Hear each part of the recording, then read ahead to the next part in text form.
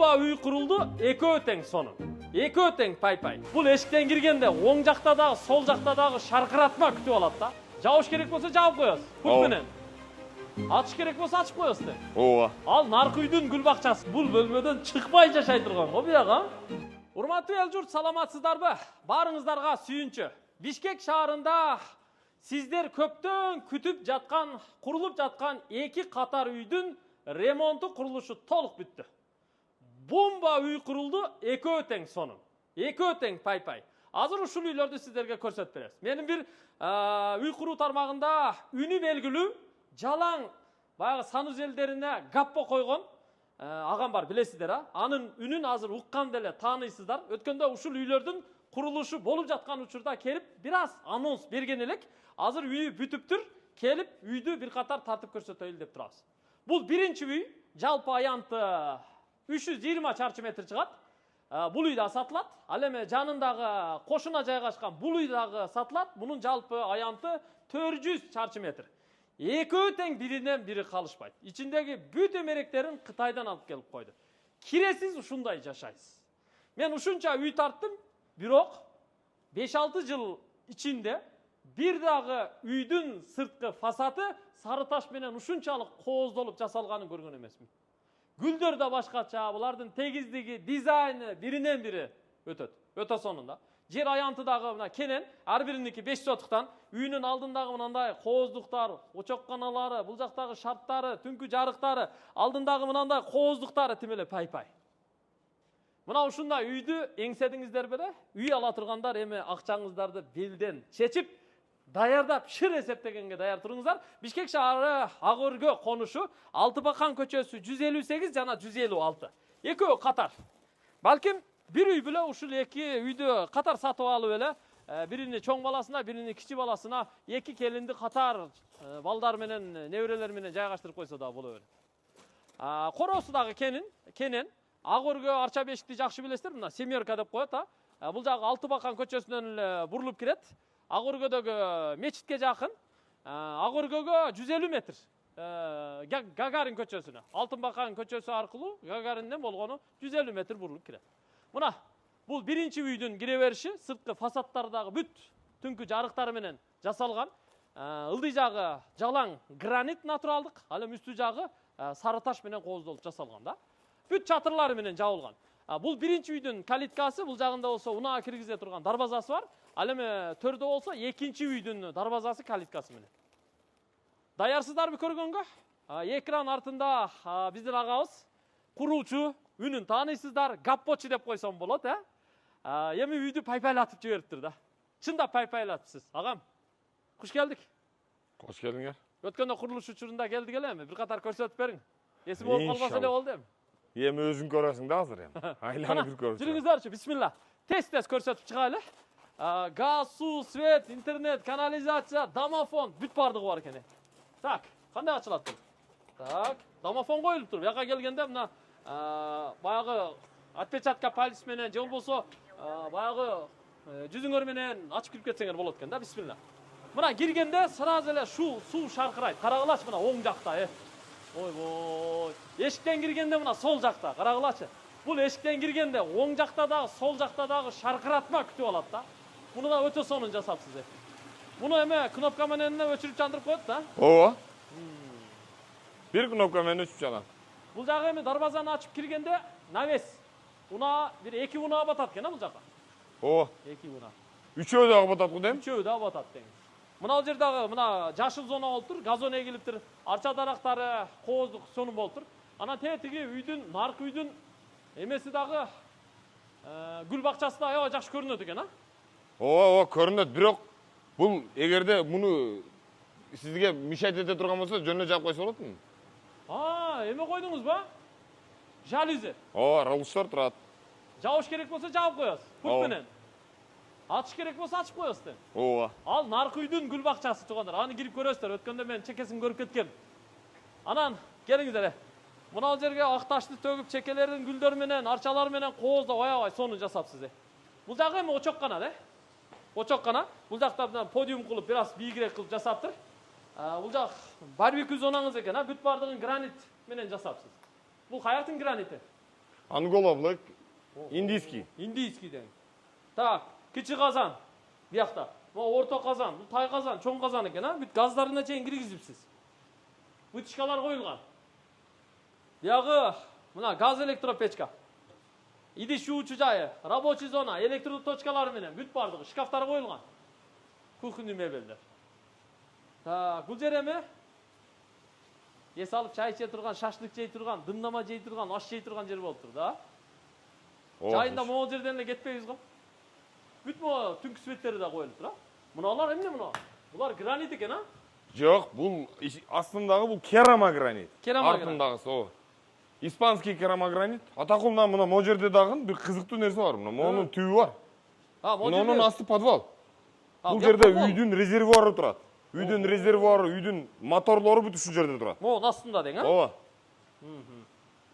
Так, жакшы. Мына жер дагы кенен экен. Анан эми үйдүн бул жагына дагы мына жашыл аянтча, арчалар эгилиптир, гүлдөр эгилиптир. Бул жагында кооздопсуз да? Ооба. Мына жерде да бир эшик бар турбайбы? Бул жерде бул үйдүн котельный, үйдүн жүрөгү ушул жерде. Кондиционерлер бүт коюлуптур. Бул атакыл айта кетчү өзгөчө нерсе, бул үйдө кондиционирование болгон.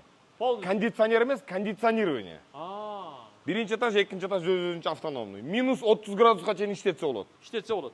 Мына сары ташты баяктын усталары жасады. Бул Ташкенттен келген усталар жасаган. Өтө күчтүү жасаптыр. Мына дуалдарга эмне жок деймди, мунаны майдалап жасатканы, не? Ушунчалык мээнет. Ушул боюнча айтайынбы? Мына ушулар боюнчачы. Мына биздин усталардын ушунчалык күчтүү усталарды мен ушул жерде байкадым да чындыгындачы. Мына ол эки үйгө кеткен сары таштан калган отходдон жасадым ушул нерсенин бардыгынчы. Могу чекелер. Мусорга чыгарбай ушунун бардыгын иштеттик.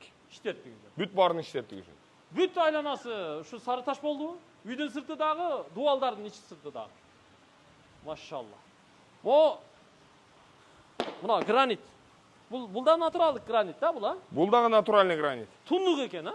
Ооба, муну бая Өзбекстанда айтып коет экен, кожалуу гранит деп айтат экен да, кожалуу. Бул сыйгаланбайт дагы, ичине чаң дагы отурбайт да, мунун ичинечи. Мунун ичи дагы вообще чаң турбайт экен мунун. Таптаза тура берет экен. Муну да мына ёлка кылып тизип чыгыпсыздар. Ооба. Сөз жок. Үйдүн айланасы бүт бар жагынан 2 метрден калган. Любой жагынан доступ бар. Эч кандай эме жок да. Айланып кире берет. Проблема жок, вообще. Үйдүн сырты базалт менен жылууланды, э? Конечно. Базалт менен. Жакшы. Кана үйгө кирели, бисмилла. Так. Бутты ушул жерге чечебиз. Тез-тез кирип көрүп чыгалы мына. Киргенде бул жер далис. Бул жака тайын эмерек коюпсуз, а? Пол кафел болуп тур. Бул жака күзгү. Экинчи эшик бул бурон эшик. Бисмилла, мына кирип келдик үйгө. Ого. Башкача го. Муну эмне кандай эшик бул, э? Бул эң чоң гостиныйыбыз ушул 75 квадрат метр. Бисмилла. Ого! Пай. Өтө келтирипсиз го буягын. Ооба. Машалла, мына люстраны карагылачы. Муну өткөндө Кытайга барганда ушуларды алып келдиңизби? Кытайга барганда ушуларды мына мебелдердин да бардыгы ушул баары Кытайдан келген. Бүт бардыгы. Кытайдын премиум классы. Шынындыгында күчтүү мебел экен, аябай жакшы мебелдер. Так, бул жерге мына диван, кресло, журнальный столдордон бери бүт барды бети гранит экен. Ушулардан бери бардыгы коюлуптур. Бул жагы TV зона дең, а? Мына жерди вообще келтирипсиз. Чоң телевизорду коюп койсо вообще ачылат экен. Чекесинде подсветкалары менен.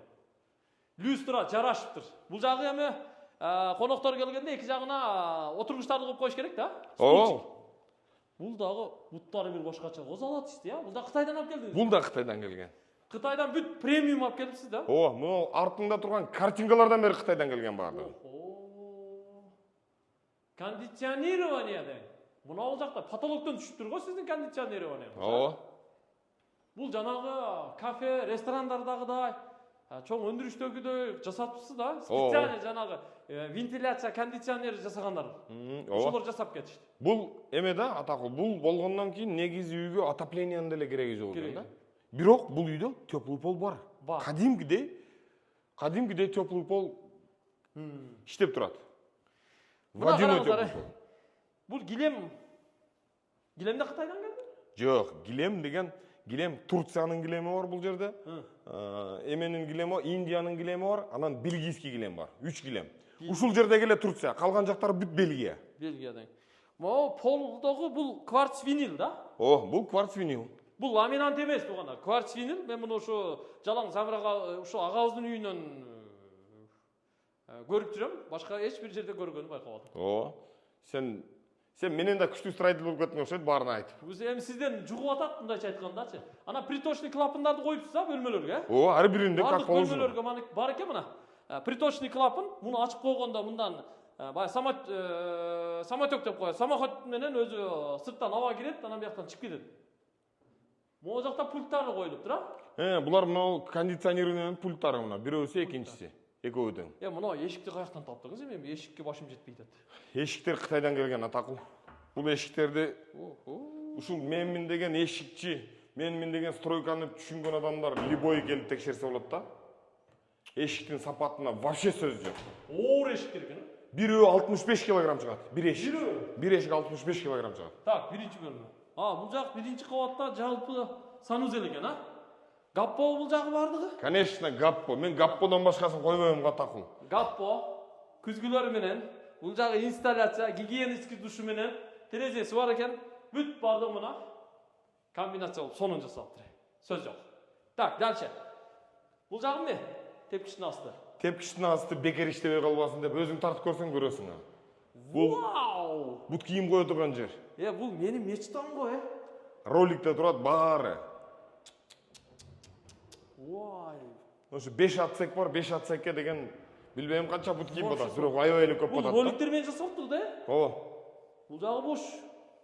Бүт кийим ушуга тизилет деп. Үйдөгү кышкы, жайкы, жазгы баары ушул жерге тизип койсо болот да. Муну көрдүк эми бүт мырзалар келинчектерибизден балага калабыз эми. Тепкичтин асты бүт ушундай болот эмичи.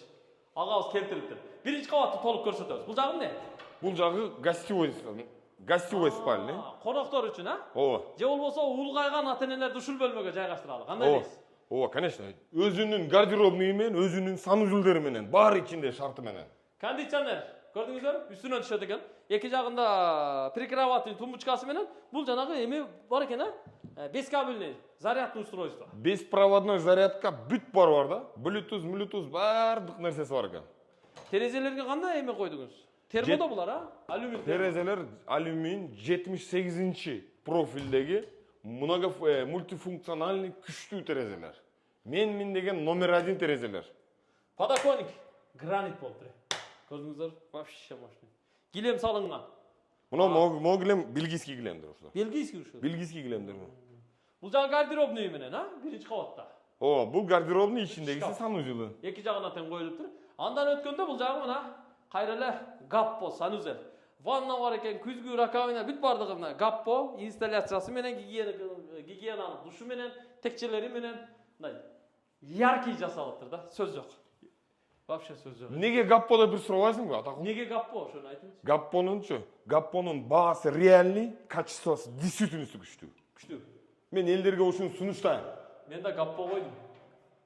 Гаппо действительно жакшы да. Мынандай эшиги эки жакка ачылат экен. Ашкананы да вообще келтирипсиз го, ичи аябай чоң экен, а? Мынаны карагылачы. Чай иче турган орундугун карагылачы. Мына столду да Кытайдан алып келдиз го. Бүт. Баары Кытайдан келген. Мынаны карагыл. Тамакты коюп, айландырып жей бересиң. Тандапчы үйлө менен. 1, 2, 3, 4, 5, 6. 6 кишилик мына креслолорунан бери. Таш столу менен коюптур. Мощный болуптур. Люстраны жарашканын караңыздарчы. Бул жагы болсо мына ТВ зона бүт текчелери менен жасалыптыр. Бирок мебелди өтө күчтүү жасатырбыз. БТО техникалары бүт бар коюлган. Мына могул вытяжкалар турбайбы мына? Могул вытяжкаларды Кытайдан өзүм алып келдим. Бизде Кытайдын вытяжкасы толуп турат, бирок мындай качествосу жок экен да. Мен өзүмчө көрдүм, действительно күчтүү иштейт экен болчу. Мына монусун бассаң атакыл. Мощный иштейт экен. Чындыгында сонун иштейт экен да.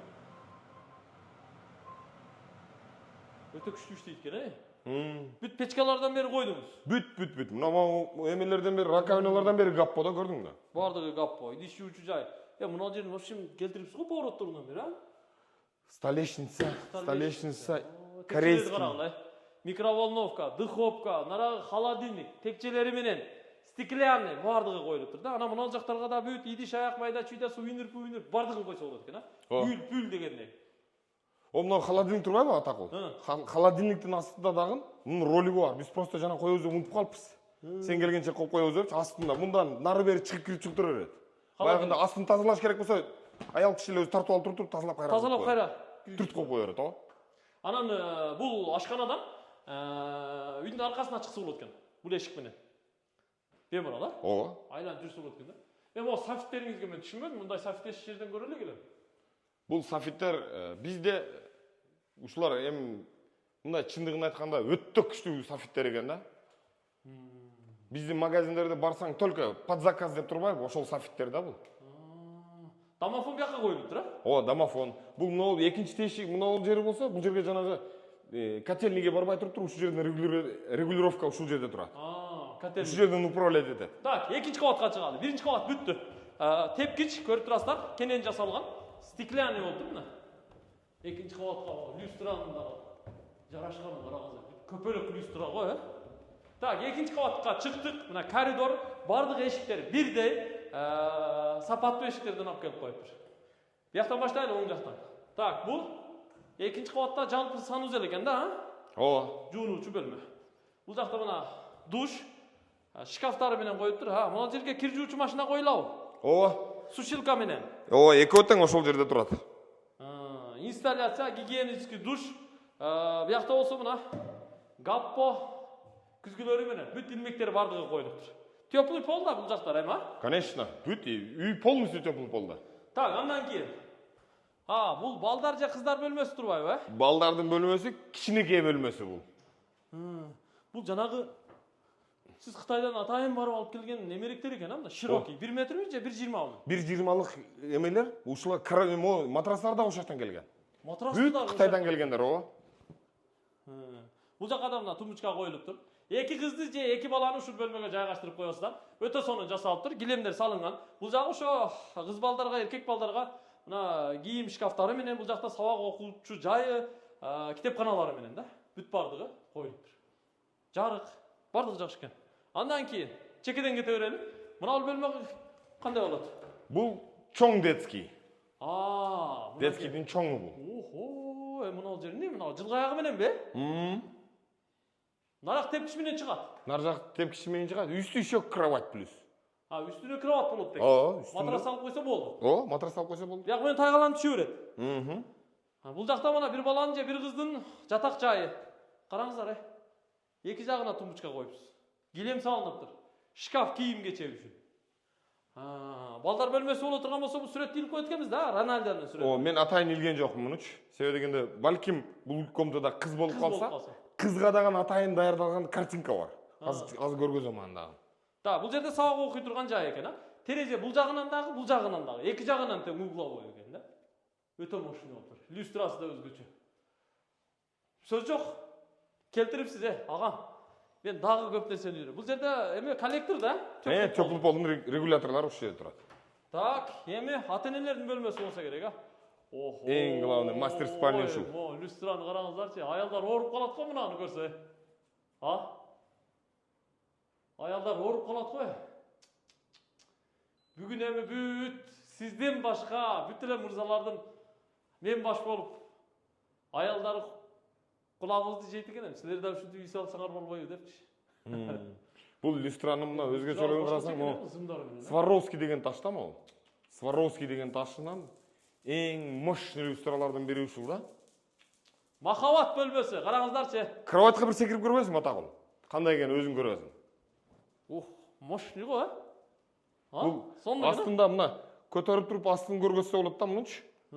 Мунун астында деген мощный эмеси бар да. Мына жерден көтөрөмбү? Ошол жерден көтөрсөң.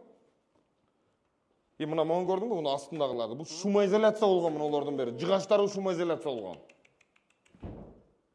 Вообще сөз жок. Прикроваттын тумбучкаларыңыз да башкача го, Ушул дивандын өзүнүн комплекти да. Ооба. Комплект Кытайдан келди ушулар. Ооба, полностью Кытайдан келген. Баары. Мына эки брасыны карасаңар, наркы чоң люстрага комплект экен. Бул жер эми жеңемдин боенуучу жайы. Ооба. Терезеси мына тоону көздөй турат экен. Приточный клапаны менен. Болгону бардык бөлмөлөргө бир эле парда илестер. Ал эми өзүңүздөрдүн вкусуңуздарга калтырылыптыр. Парда илестер болду. Парда же жалюзи. А бул жагы болсо ТВ зона. Бүт чекесинде подсветкасы менен коюлуптур.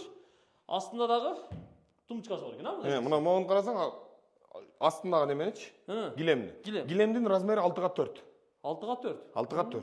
Бир комнатанын чоңдугун байкап атасың. Так, 6га 4, 24. Родительский спальня общий 80 квадрат метр. Өзүнүн гардеробу, өзүнүн санузелу, өзүнүн кабинети бар. 2 комната квартира экен да. Охо, мынага кантип пай дебей коебуз, караңыздарчы. Гардеробный. Бүт майда чүйдө топчусу барбы, галстугу барбы, пайпагы барбы, сааты барбы мына жерге тизилет экен да, ма? Бүт бардык жеринен доступ бар экен, а? Айланып жүргөнгө, алганга. Биякта эме ошо эркек кишинин костюм шымы барбы, бардыгы ушул жерге тизилет. Мыналарда бардыгы иштейт механизм, Ооба. Бүт мына бардыгына тартмай жасапсыз, Бүт кийимдерди баягы ирети менен койгон. Аял киши, эркек киши бул жерге бөлүнүп жайгаштырып кое берет. Анан бул жагында мына чоң күзгү подсветкасы менен коюлуптур да. Гардеробный. Эки жагына килем салынган. Жарык экен. Мына ушул бөлмөгө кирип, бемарал кийинип ана чыгып кете берет экенсиздер да. Бул жагычы? Бул жагы санузел. Жуунуучу бөлмөсү. Ичи сонун болуптур, Кенен болуптур, Төрү душ. Бул жакта унитаз, гигиеналык душу менен. Бунда болсо кайра эле гаппа. Раковина күзгү, подвесной өтө сонун болуптур. Теплый пол. Бул жактачы? Бул жагы кабинет. Кабинет? Кабинет. Спальныйда өзүнүн кабинети менен. Ух ты. Босс отурат турбайбы, машалла. Агам, буга жетерлик менин тыйыным болгондо алар эле бул идичи. Жигитче. Ошо күнгө дагы ошо күнгө жеткирсин Алла. Мебелиңиз вообще башкача го, Ушулар дагы бүт бар Кытайдан келген мебелдер. Комплект келгенби? Полностью комплект келген. Бул артыңдагы эмне деп сурай турган болсоң, бул бамбуковый панель. Бамбуковый панель десе, биздин бамбуковый панелдин дагы өтө жакшы сапаттуулары бар да. Карасаңыз, бамбуковый панель. Ушул жасалган бардыгынчы. Мына бүт ручной работа монолордун бардыгы. Ручной жасалган. Биздин инилерибиз бар, Mia Decor деген магазин бар да. Ошол жерде эң жакшы бамбуктарды сатат. Мен силерге элдерге рекомендую ошол жердечи. Mia Decor деген магазин бар. Действительно күчтүү эмелери да, бамбуковыйлары. Камера көзөмөл полностью бияка коюлуптур, Ооба. Сүрөттөрдү ар жерге илеспеп. Кухняныкы бар бул жерде, детскийдики бар, анан кийин жанагындай керектүү жерлерге бүт бардыгы мына ушул жерден жаңы турат бүт барычы. Кресло каяктан, Кытайданбы? Конечно. Ушул комплект заводдон бир комплекттен келген булар. Люстранын да өзгөчөсүн коюпсуз. Муз да муз. Бардыгынан дагы кабинет жары берди.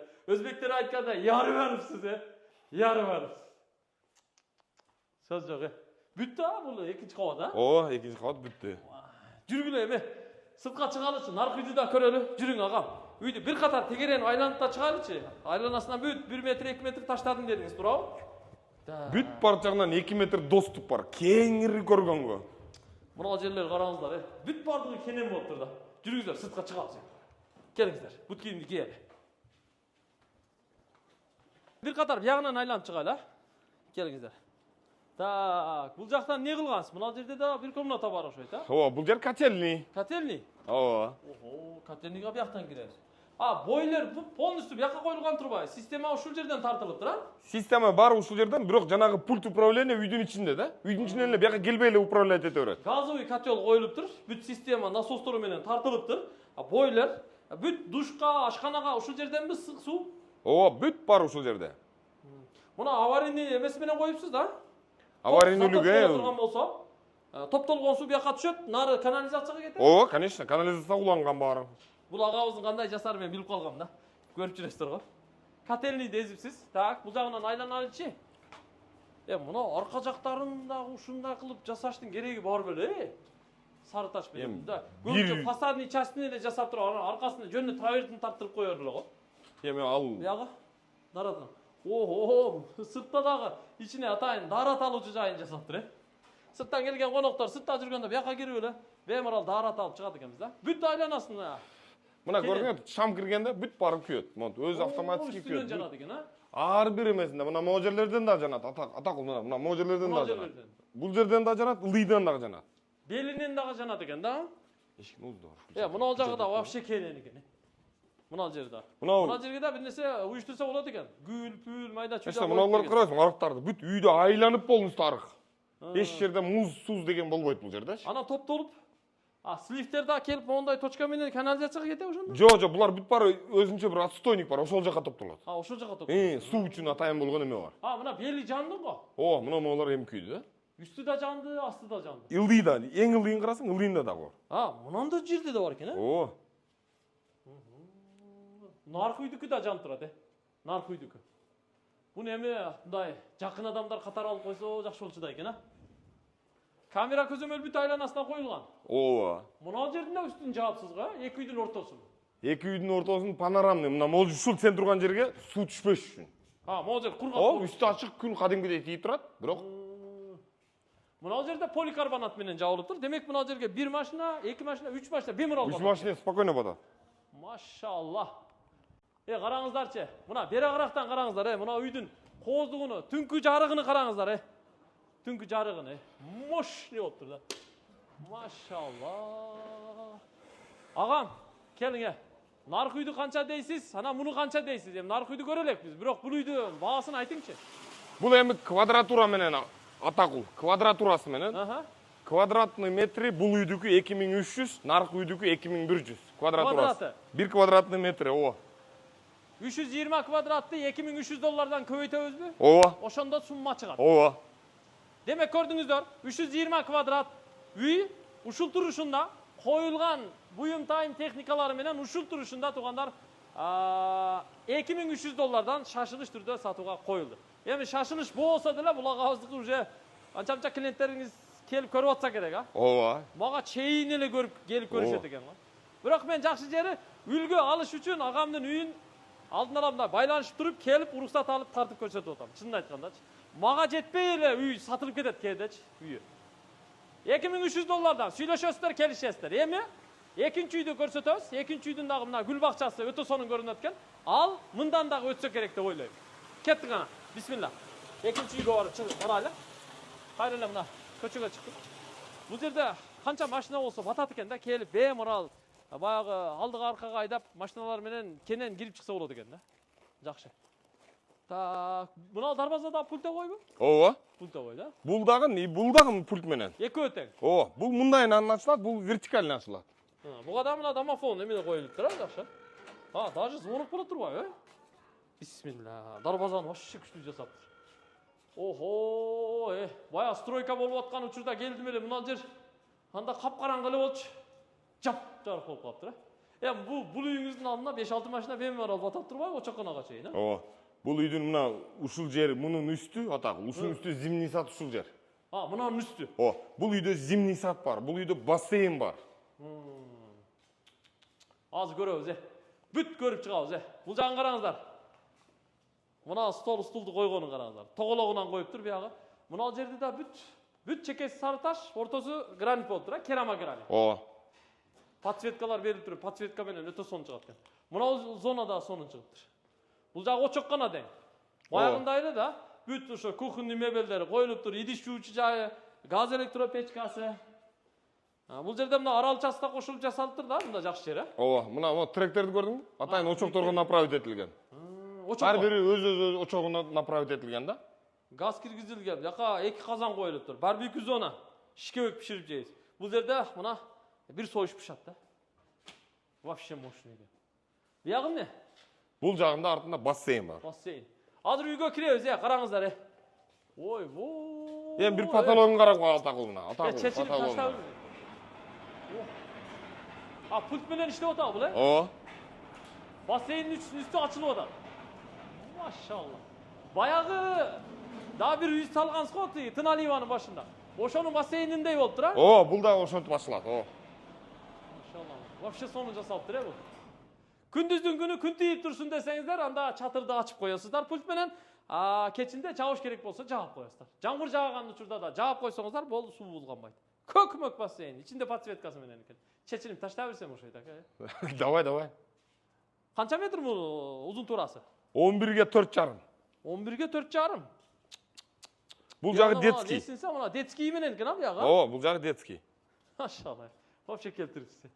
Үйдүн мына күн батыш жагынан караңыздар, Мына ал жак жарыктары, жашыл зонасы. Ого, бул үйдүн жашыл зонасы буягында турбайбы? Артында. Жашыл болуптур. Газондун өскөнүн караңыздар эми немирепчи. Чекелери бүт мына декоративный арчалар. Өтө келтирипсиз. Мына дуалдара бүт бардыгы жарык көрүнөт экен. Машалла. Муну караңыздарчы. Муналар караңыздар. Мунаны өтө майдалап жасаптыр, Бул мээнет да атакул. Мээнет. Бул аябай эле чоң мээнет. Азыр үйдүн ичине да киребиз. Мына жакты караңыздарчы. Бул үйдүн дагы бүт түнкү жарыктары өтө сонун жанат экен. Мына бул жер жашыл зона. Газонду оруп, карап тазалап турасыздар. Бул жагы болсо мына терраса болуптур. Террасага эми тапчан коюп койсок, стул коюп койсок, любой нерсе жарашууда. Чоң гостиныйден, кухнядан баарынан сыртка чыга берет. Мына бул чоң гостиныйдан, чоң залдан чыгат экен. Ягычы? Бул деле чоң залдан чыгат экен. Бул жагычы? Ал жагы кухнядан чыгат. Кухнядан чыгат. Азыр үйдүн ичинен чыгып көргөзөбүз да. Муш болуптур. Тиги бассейндин нарагында бир комнаталар тура беле? Ал жагында котельный менен эме бар, эшиктеги ажаткана бар. Бияктан дарбаза жакка чыгып кирсе болот экен, биягынан дарбаза чыгып кетет. Бул жагы дагы ушунда бир стандарт менен калынган, леса бата турган. Жүрүңүздөр, мындайга айланып ошо техникалык комнаталарын көрсөтүп, анан кийин үйдүн ичине киребиз. Вообще пайпайлатып берипсиз, ярып барыпсиз, жарып берипсиз. Бомба. Үй мощный болуптур. Так, мына бул комнаталар эмне? Муну көрбөй калдым мен жана. Котельный турбайбы, жанагындай эле, Бүт система тартылган. Система бүт бар ушул жерден бери. Так, мына жерчи? Бул бассейн оборудованиясы турат ушул жерде. Бүт оборудование, фильтрлерден бери бардыгы. Мощный. Биягычы? Сырттагы ажаткана. Сырттагы ажаткана. Сөз жок. Сырттагы ажатканалардын ичинен бери батарея бар. Үйдүн батареясына кошулуп койгон. Курулгу от иштейт. Жылуу болот. Жылуу болот. Суусун төкпөйт. Бул үйүңүзгө да шашылып кирейинчи. Үйдүн алды мунуку дагы аябай кенен болуптур. Жашыл зонасы аркасында экен. Анан жарык өтө мощный экен да. Кана бисмилла, үйгө киреличи келиңиздер. Так, зерикмей жок, бүт баарын азыр кирип көрүп чыгабыз. Киргенде эле бул жер дализ, бут чечме, люстра өзгөчө го, Эч жерде жок люстрадан, мунуңуз. Машалла. Бул жака атайын эмерек жасалыптыр. Асты ачык жасалыптыр, швабра менен жууган. Бул жагы күзгү. Бул жагы күзгү. Мынаны да коюпсуз да? Булардан бери ушу консольдор бүт бар ушулар баары Кытайдан келген. Бар, люстралар бүт бар чогуу келген. Консоль өтө сонун жараштыр. Бул жер дализ, бут чечме, тамбур, прихожка деп коебуз, Кеттик, бисмилла. Кара. Бул жер эми коридор экен, көрүп турасыздар, жарык, килем салыныптыр. Бөлмөлөрдү эми чекеден тартып баштайбыз. Бул жагына киреличи. Бул жерге болсо мына домофон, кайра эле менин отоплениянын пульти. Отоплениянын управлениясы ушул жерде. Так, бул кандай комната? Бул кичинекей конок үй. Кичи конок үй. Бүт мебель менен коюлуптур, Бүт ушул мебель экен мына.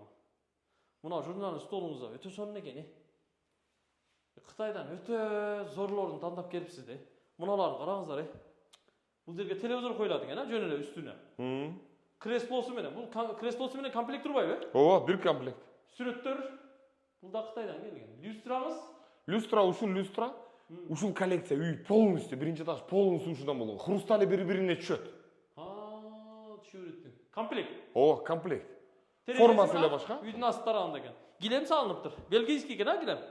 Килемдер бельгийский. Бельгийский килемдерди таанып калдым. Себеби мен өткөндө Бишкекте In-house деген магазин бар экен го, ошол жерден көрдүм. Ошол in-house немелери бул. In-house'дан алынган? In-house'дан алынган баары. Машалла. Так, бияк зал окшойт. Чоң залы ушул. Баягы чоң зал турбайбы, аркага чыга турган, Мо эки эшик аркылуу террасага чыкса болот экен да. Канча орунга, канча кишиге орун бар азыр? 14 киши. 14 киши беймарал батат. Коноктор беймарал келе берсин. Коноктор кудаларды ушул жерде тосот турбайсызбы? Мо люстраңыз шунча чоң люстра болобу, 4 метрлик люстра бул. 1, 2, 3, 4. 4 метр люстра. Биринчи жолу көрүп атам өмүрүмдө. Кондиционер бар экен. Бияк телевизиона. Стульчиктерди байкадыңбы, Атакул? Стульчиктер вообще башкача экен, Стульчиктердин дагы эң жакшысы, эң сапаттуу, эң жакшысы. Булар ушулар бүт бар Кытайданчы. Чачырат ушул бойдон келет экен да. ушул бойдон габарит бойдон келет экен. Ар биринди карго менен алып келдиңиз. Ооба. Бул жер телевизиону. Мына подвесной жасалыптыр. Ана мунун ичин дагы жөн жасабайсыз. Подсветкасы менен. Подсветкасы менен мындай фигурный кылып жасапсыз да? Ооба. Стеклянный текчелери менен. Сөз жок. Так, дальше. Эми террасага чыгат экен, аны көрдүңүздөр. Так, буякта дагы бир комната болсо керек. Бул кухнясы. Ашкана. Охо, тапчаны менен го, киргенде эле тапчан көрүнөт го мында. Ооба. Бери келиңиздерчи, киргенде тапчан көрүнөт экен. Мына жерде өтө машина кылыпсыз. Тапчанда жашаган башкача да, агам. Чайканада отургандай, кандай дейсиз? Конечно. Мына жерде вообще жарып жүрүпсүз. Бомба болуптур. Люстраларын көрдүңбү? Формасы эле башка, хрусталь ошол эле. Мына жерде да мына терезеси биякта экен. Тапчан бурчка өтө сонун жасалыптыр. Бул жакка да мына подсветкасы менен эмерек коюлган. Бул жакта мына сразу террасага чыкса болот экен. Террасага бемынал ушул жактан кирип чыга бересиздер. Кааласаңыздар залдан, кааласаңыздар бияктан. Конок келгенде бемынал коноктой берет экенсиздер. Чай иче турган орундук 6 кишиге. Бул жагы болсо эмерек. Так, микроволновка, духовка. Мунуңуз мына вытяжкасы башкача го. Ооба, булар да ушулар баары Кытайдан келгендер. Идиш жуучу жай. Бул үйүңүз мындай золотистый коллекция болуптур, а? Ооба, Даже мыналардан бери. алтын менен связанный нерсе, бүт баары. Алтын менен. Тушундагыны көрдүңбү мунун атаклуу Ооба, ошо? Ал деген баягы посуданы дезинфекция кылчу аппарат экен. Жуугандан кийин салып коесуң, сушка и заодно дезинфекция болот экен. Посудомойка өзүнчө отдельный. Посудомойка биякта турат отдельный. Мына жерде. Ооба. Мынакей. Вообще келтириптир. Холодильник коюлуптур. Люстрасын караңыздар. Картинканы көр. Картинкасы кухонный картинка атай. Мынаны караңыздар. Кашыктар турат ичинде. Алтын кашыктар турат. Алтын тарелка, алтын кашык, алтын вилка. Бүт мындай коллекция кылып жасапсыз да. Сизде дизайнериңиз барбы же өзүңүз дизайнерсиз? Мен дизайнер вообще нанимать этпеймин. Мен дизайнер дагы нанимать этпеймин, эч ким нанимать этпейм. Өзүм жалгыз кылам баардыгын. Озума күтүп алышым керек. Сиздичи. Так. Бул биринчи кабаттагы ажаткана болуптур, а? Ооба, гаппо менен. Гаппо менен. Андан кийин бул жагы. Бул прачечный. Кир жуучу бөлмө. Идиш кир жуучу машина сушилкасы менен коюлат. Астындагысын тартып көрсөң, могу үстүңгүсүн тартсаң. Мына мозерин тарт. Мына бул жерге корзина коюп алып туруп салганга. Атайын. Удобный. Корзина берип коюп, ана бияка салып. Ооба. Машалла. Бул дагы өзүңүздүн дизайныңыз. Ооба. Каяктан үйрөнгөнсүз, Стройкада өтө пишипсиз сиз. Мунун астында баягындай жасалды. Ооба. Наркы үйдөгүдөй, бирок буда 4 атсек. Тигиде 5 атсек, буда 4 атсек. Тепкичтин бийиктигине жараша. Ооба, тепкичтин бийиктигине жараша. Болду, мынандай кылып жасатып койсок. Өтө сонун болуптур. Бир да үйдө мындай көрбөдүм эле. Бирок интернеттен көргөн элем. Сиз ошол өтө сонун жасапсыз. Люстра баягы эле коллекция экен, бул дагы. Ошол коллекция баары. Машалла, вообще сонун жазылган. Люстралардын ушулардын чатакыл. Но эмелери бар, темири барбы? Полный нержавейка. Полностью заводдон заказ берип өзүм жасатып алып келдим мен баары. Мыналар дагы бардыгы алтын коллекция болуптур. Бул люстра дагы алтын коллекция. Анан тепкич, мына тепкичти үстүнөн тартып көрсөтүңүздөр. Үстүнөн. Бул дагы алтын коллекцияга жакын жасалыптыр да. Мындайча айтканда бир бардыгы бир типте. Так, бөлмөлөрдөн чекеден тааныштырып берели. Чыкканда. Бул жана прачечныйдын үстү жалпы санузел турбайбы? Бул общий санузел, ооба. Ваннасы менен. Ооба. Даже мына коврикке чейин гаппо салыпсыз го сиз, Ооба. Ваннасы, жуунуучу жай. Күзгү раковина, бардыгы мына алтын коллекция болуптур, бардыгы гаппо экен. Даже мына самын койгучтардан бери. Күзгүлөр подсветкасы менен экен мына. Бул жагы мына инсталляция, бүт баары дубалдын ичине жасалган, гаппо, подвесной унитаз. Гигиенский душу менен. Бирок мына аппак жарык жасалыптыр. Зор. Бул бөлмөчү. Бул ажаткана болсо керек, а? Ооба. Биринчи кабаттагы да эле да? Ооба. Экинчи этажда 3 санузел бар да, экинчи этаждын өзүндө эле. Ооба. Бул жагы балдарга, кыздарга эми? Бул балдарга же кыздарга? Балдарга же кыздарга дең. Бул баягындай эле керебет коюлуптур, а? Эки, широкийден. Ооба. Чоңунан. Терезеси батыш жакта экен. Люстра вообще сонун го. Каймакка каймак, а? Қараңыздар, иллюстра. Өте сонун чыгыптыр. Бул жакта мына сабак окуучу жайы мына китеп текчелеринен бери бардыгы жасалыптыр. А бул жагы болсо мына шкаф. Кийим кечеге, бул жакта мына баягы балдардын уткан кубокторуна бүт бардыгына коюлуптур, а? Мына жерчи. Бул жер боюнчу жай экен, күзгүлүү экен, а?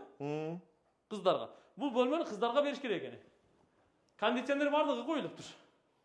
Анан сиз бул бөлмөңүздүн кварцвинил полуна biraz başkaçarak түстү колдонупсуз, а? Бул жерде светлый тон Светлый иштелген. экен. Тиги жакта бир аз темныйраак иштелген. Бул бөлмөчү. Бул бөлмө бул чоң керебет коюлуптур го, буга. Бул менен детский. келинди ушул бөлмөгө киргизели. Буралары дагы сонун го. Иллюстрасы да башкача экен. Өзүн алмаштырып турат, үстүндөгү основасы алмашпайт, цвет алмаштырып берет да. Свет алмаштырып. Адамга мындай кыжырын келтирбейт. Кондиционер коюлуптур. Мына ал жагы бүт шкаф. Бул бөлмөгө балдарды кыздарды жайгаштырса болот экен, бала менен келинди да жайгаштырып койсо да боло берет экен, а? Сабак окуучу жайы мына китеп текчелери менен бүт эки жагы тең мындай 3 эшиктүү көрүп турасыздар. Кийим кече коюучу жай. Ата энелердин бөлмөсү калдыбы? Бул жерге да 3 сүрөт коюпсуз, а? Астындагын карабайсыңбы? Коверн. Ковер менен бир коллекция. Ковер менен бир коллекция. Ковер менен картинка бир коллекция болгон. Ушуга чейин маани берипсиз да сиз? Мунаны карагыла. Окшош. Бир типте кетиптир да. Мына дизайнерлик. Профессионализм. Бул ата энелердин бөлмөсү. Мастер спальня. Мастер спальня деп коет. Бул дагы баягы эле матрас, баягы эле дивандан да. Отуруп көрсөң атакыл. Бир жагы муну катуу, экинчи жагы жумшак. Бул атайын ушундай заказ менен алынган немелер да. Матрастар. Булар жөн эле баягы арзан матрастар эмес, булар аябай сапаттуу, аябай күчтүү матрастар. Баягы эрди катын, бири катууну жакшы көрөт, бири жумшакты жакшы көрөт, ошого жараша экен да. Эми оларды көтөрүп көрүп атакыл. Бирөөсү канча килограмм чыгат экен, бир айтчы мага. Чоң оор го. Кадимки таш. Кадимки эле таш го, а? Жип көтөрүп турат экен да ушуну, кабели. Тросу. Мощный экен, Бураларын караңыздар. Прикроваттын тумбочкалары менен коюлуптур. Биягына мына атайын эмерек жасатып көрүп турасыздар. Камера наблюдения да ушул жерге коюлду. Анан тиги гүл бөлмөгө эме бар экен. Сырттан көрөбүз эми. Терезе бар экен. Мына жерге да атайын эмерек коюлуптур. Бул жагы санузел, ата эненин санузели. Бул жагы эме коюлуптур, инсталляция, унитаз. Күзгү раковина, бул да подсветкасы менен экен. Бул жагы душ. Сиз душту ванна менен бир кылып коюпсуз го, Душ дагы бар, ванна дагы бар да, экөө тең бир. Кааласа мында жуунат, кааласа мында жуунат. Мына профессионализм. Үй салышты сизден үйрөнүш керек экен. Атакыл моналарды карасаң, оларды байкасаң. Ашык-машык ичинде экен, Ушунда ашык-машык саткан туугандарыбыз дагы бар да. Бизди көрө турган, экөөбүз көрө тургандарчы. Могул чындыгында күчтүү ашык-машыктар. Ушул эшикке рассчитанныйлар да. Аябай усиленныйлар. Усиленный. Бул көрүнбөйт экен, ичинде кала берет экен, сыртында жок эч жерде. Скрытый петля да бул? Скрытый петля. Бул жагы гардеробный да. Гардеробныйды да баягындай кылып жасапсыз да, Полностью мына. Кийим кече үчүн. Ата энелердин кийим кечеси бул жакта ушу түймөсү, баягы шакектеринен бери, сааттарынан бери бардыгы ушул жерде турат экен да. Мынакей. Мына жерге чоң күзгү коюпсуз, как раз ушундан каранып, жасанып анан чыгып кеткенге болот экен да. Анан, буякты караңыздар. Бул эми жеңемдин боюнчу жайы, күзгүлөрү менен коюлуптур. Сөз жок Ой. Анау гүл бакчаны көрөлүчү, гүл бакчаны. Бул үйдүн фишкасын көрөбүз да. Чоң фишкасын. Өткөндө келип анонсту чекесин көрүп кеттим эле. Температураны чувствовать этасыңбы кандай? Аураны. Эс ала турган бөлмө го. Муну караңыздарчы. Бул орутуп коет го бул бөлмөңүзгө. Могу гүлдөрдү. Бул бөлмөдөн чыкпай жашай турган го бияга. Креслонун, килемдериңиздин да жарашканын карасаңыз, бери кел. Бельгийский килемдер молар. Индийский килем деген, астындагы килем индийский. Астын карап көрсөң, биздин кийизге окшош болот экен. Түбүнү мындай көрсөң. кийизге окшош экен, Кийизге окшоп кетет экен. Тандап койгонуңузду караң, Бүт мына полго эме салыпсыз, Бул полдо бүт этин көрдүң, траптары турат. Бул жерде кадимгидей сууларды иштетсе боло берет. Траптары турат, суулар чыккандары бар. Конечно. Бүт канализацияга кошулган булар, бүт баары. Намалар траптар. Караңыздар, зимний сад деп аталат бул. Мына чоң даракты коюпсуз, калганы гүлдөр, мына караңыздар. Бүт бардыгы жарык, түндүк тарабы да көрүнөт экен. Асты теплый пол мунундан. Кышындасы кадимгидей жылуу. Намаз окуй турган жай намаз салып коюп турган. Баягы шырылдаган суунун үнүн угуп, гүл бакчада, таза абада ушул жерде намаз окуйт экенсиздер да. Барын, мына жерден тиги тепкич жака эме бар турбайбы? Панорама бар турбайбы? Мына бул гүлдөр эме сүрөттөрдү да коесуз. Бул сүрөттөр дагы ушу жана детскийлерге коюла тургандар да. Оны наркы үйдө, мисалы Роналдо турса, бул жерде Месси турат. Эгер гольфтукун коюп берилсе, гольфтукун коюп беребиз. Бардыгын коюп беребиз. Мына зайтундардан бери эгип коюптур эми. Гүлдөрдү караңыздарчы. Лимондор өсүп турат мынакей. Сакура. Сакуранын астында ташты көрдүңбү? Булар дагы ушу искусственный таштар, Кытайдан келген. 3 килограмм чыгат ошол чоң таш. Мына трап, мына жер. Мына траптар ылдый дагы. Вообще сонда. Мына баягы сыртынан жабыла турган эме да? Сыртынан жабыла турганды мына ичинен жаап берейин. Ушул экөөнө эле коюлганбы? Үчөөнө коюлган. Кошуна жак абсолютно сразу заглушка болот. Мына терезе, мына жабылып атат, жалюзи коюлуптур, пульт менен иштейт экен. Бул да жабылып жатат, бул да жабылып жатат. Үчөө тең. Кошуна менен ортодо мындай ыңгайсыздык болсо, анда жаап коюшка туура келет да, мисалы. Туурабы? Ооба. Жабыш керек болсо, бирок эми кошуна менен канчалык ынак болуп бири-бириңиздер менен ошентип жашасаңыздар, ошондон өткөн бакыт жок да. Мына да бар турбайбы бул жерде? Водопад ушул. Водопад. Шыңгырап аткан ушунда. Жашай турган жер экен да. Бул жердечи бир балышты, бир жакандозду төшөк тапкан эле могу жерге салып эле ушул жерде эле жата турган экен. Сөз жок. Баарын көрүп чыктык, агам. Баасын айтың. Тиги үйүңүздү, наркы үйдү, биринчи көргөн үйдү. $2300 дедиңиз, Ооба. Муну канчадан дейсиз? Бул же бирдейби? Жок. Бул ага караганда бир аз арзаныраак. $2180 примерно ошонто керегинде. $2180. Кайсы булбу? Бул квадратурасы чоң да бул. Демек, аны $2300 дедиңиз, муну $2180. Ооба, $2180. $2200 жакын болуп калат. Ооба. Уктуңуздар, мына. Бул 400 квадрат, бирок $2180. Дээрлик $2200 жакын десек болот. Биринчи көргөн үйдү экөөнтен катар жарыштырып салган. $2300. Квадратына карап эсептеп сатат да. Бирок үйдүн ичинде эмне көрсөңүздөр ошонун баары калат. Сүрөттөрдү тиешелүү жерлерге орнотуп берет. Болду. Башка иши жок экен. Документти шырт өткөрөсүз. Конечно. Таза баары. Бул жерге занавеска алыш керек, посудасын алып келиш керек, болду, жашайбы? Жашайбы. Башка эч нерсенин кереги жок. Сөз жок. Занавесканы просто аял кишиге калтырып койдум да. Занавеска менен стиральныйды аял кишиге калтырып койдум. Бул үйдүн кожойкеси өзү тандап алсын. Өзү тандап, өзү каалаганын койдуруп алат да. Сөз жок. Коюп берсе мен коюп деле бере берем, айырмасы жок. Мен баарыңыздардан суранам, эгер аягына чейин чыдап көргөн болсоңуздар, ушул үйлөргө баа коюңуздар. Баа коюп бериңиздерчи. 5тен жогору бааларды коелучу. Мен мисалы бул үйгө бир 12 деген бааны койдум да. 12 деген бааны. 3-4 деген бааны койгон адамдар алар душмандар. 5тен жогору баа коелу. Мейли 6, 7, 8, 9, 10, 11, 12, 12ге чейин баа коелучу мындай. Звездочка береличи. Кандай дейсиздер? Баа берели. Бизде дагы, биздин арабызда дагы, биздин коомдо, биздин элде дагы Ташкенттеги куруучулардай, Европадагы куруучулардай куруучу бар экендигин, дизайнер бар экендигин, чыныгы мындай ичинен таланты бар адам бар экендигин мындай баалай билели. Үйдү шунчалык мээнет менен ар бир мыгына чейин маани берип курган агабыздын үйү. Гаппочо агабыздын үйү, чыныгы куруучу агабыздын үйү. Эми өзү көрүнбөй эле экран аркасында мээнет кылып жүрөт да. Муналарды үйлөрүңүздү да үй баштайсызбы дагы? Же баштадыңызбы? Жок, иншаллах, эми баштайбыз. Баштайсыз. Сатып алып. Ооба. Муналарды көрдүң да? Атакыла, мына эмени. О, дуалдаган суроо калдым да, эмне экенин. Но бамбуковый панельдин көрдүң? Мощныйдан да. Мынаны ак. Мен жанагы айтып аткан Мия Декор деген магазиндин бамбук таруучулар да, монорчу. Суудан вообще эч нерсе коркпойт экен. Коркпойт. Быйыл кыш менен турду да бул жерде. Мен ушул жерде отурдум. Отопление иштеп турду.